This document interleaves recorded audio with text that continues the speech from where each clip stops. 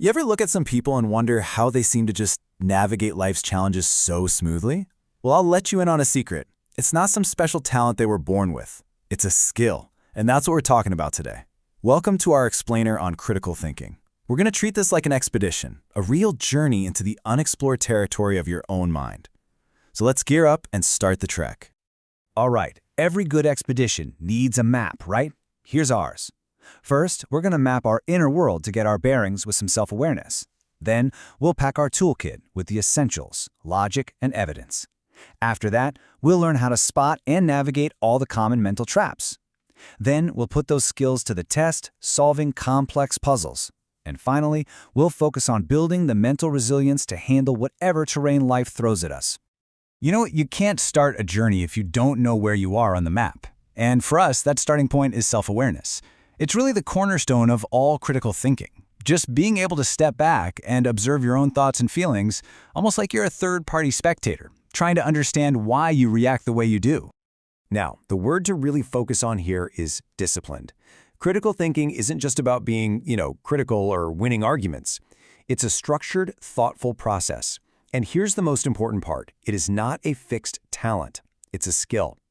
Think of it like a mental muscle that gets stronger every single time you use it. So how do we actually start building that self-awareness muscle? Well, here are two really powerful ways. Mindfulness is like having a real-time scanner for your brain, helping you catch those recurring thought patterns as they happen. And then you've got reflective journaling, which is like creating a logbook of your mind. It lets you go back and see the hidden patterns in your decisions. Both are absolutely essential for mapping your own mental landscape. Okay, so we've got a map of our inner world. Now it's time to pack our toolkit. This next part of our expedition is all about equipping ourselves with two of the most essential tools a thinker can have: logical reasoning and evidence-based thinking. These are basically the compass and the sextant for our journey. Logical reasoning, that's the backbone of this whole operation. It's really just about connecting the dots in a way that actually makes sense. Think about it like this. Premise 1, all cats are mammals. Premise 2, my pet, Fluffy, is a cat. So, what's the logical conclusion? Therefore, Fluffy is a mammal. That simple structure is what helps us build arguments that can actually stand up to scrutiny. But, any tool can be used the wrong way. And that's where logical fallacies come in. They're these super common errors in reasoning that can totally derail a good argument. For example, an ad hominem fallacy is when you attack the person making the argument instead of the argument itself. Or a false dichotomy, where someone says you only have two choices, when really there are a bunch of other options. Learning to spot these is key to seeing weak arguments, not just in other people, but more importantly, in ourselves. And this is the crucial part. Your logic has to be built on something solid. That foundation is evidence. This takes a little something called intellectual humility, which is really just the willingness to say, you know what, I don't know, and to be ready to change your mind when you see compelling, verifiable facts. It's about letting your curiosity, not your certainty, be your guide. Okay, we've got our map, we've got our tools, but our mental landscape is also filled with these hidden traps.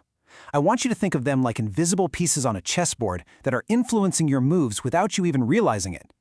These are our cognitive biases, and honestly, learning to spot them is a genuine superpower. Now, these biases aren't a sign that you're not smart, not at all. In fact, they're a feature, not a bug, of our brains. They're mental shortcuts that evolved to help us make super-fast decisions to survive. The problem is, in our complex modern world, these shortcuts can sometimes lead us to make some surprisingly irrational choices. Let's take a look at a few of the big ones. First up, the all-star of biases, confirmation bias. This is that little voice in your head that just loves to say, "See, I knew I was right." It's the reason we click on news articles that confirm what we already think and just scroll right past the ones that might challenge us. It feels comfortable, but it keeps us stuck in an echo chamber. Sound familiar? Don't worry, we all do it. Next up, we have the anchoring effect. Have you ever noticed how the first price you see for a car or a house or even just a jacket somehow sticks in your mind? That first number becomes a mental anchor, and every other decision you make is measured against it, whether that first price was reasonable or not. And that leads us perfectly to our third bias, the availability heuristic. Basically, our brain follows a simple rule.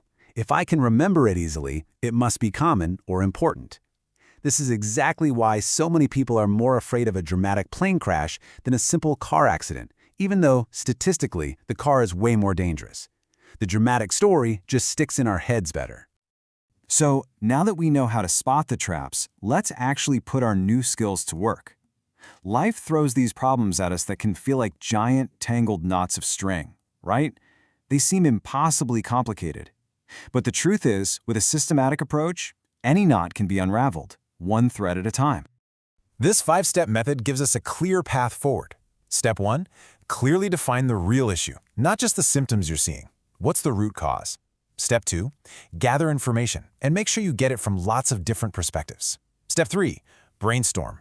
Generate as many potential solutions as you can think of. Without judging them, just get them all out there. Step 4, now you can evaluate. Weigh the pros and cons of your best options.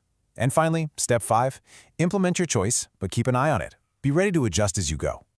And this brings us to the final and maybe most important stage of our expedition, building resilience.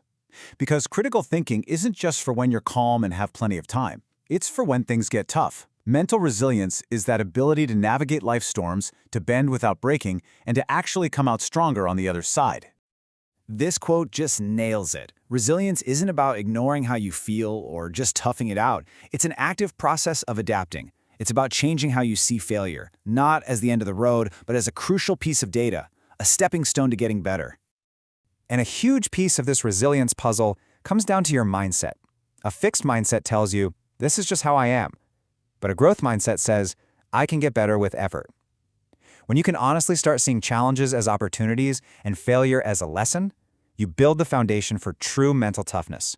You're not afraid to try anymore, because you know that even if you mess up, you're going to learn something valuable. So what can you actually do starting today? First, work on your emotional intelligence. Learn to recognize your emotions and manage them instead of letting them manage you. Practice mindfulness to stay grounded in the here and now, and actively, consciously cultivate that growth mindset. Keep reminding yourself that effort and persistence are the real keys to getting better at anything, including critical thinking itself. So we've mapped the terrain, we've packed our tools, and we've learned how to spot the hidden traps. Our mental expedition is ready to begin. And in critical thinking, the very first step on any journey is almost always a question. So as we wrap this up, I want to leave you with this. What is the very first assumption about yourself, about your job, about the world that you are going to challenge today?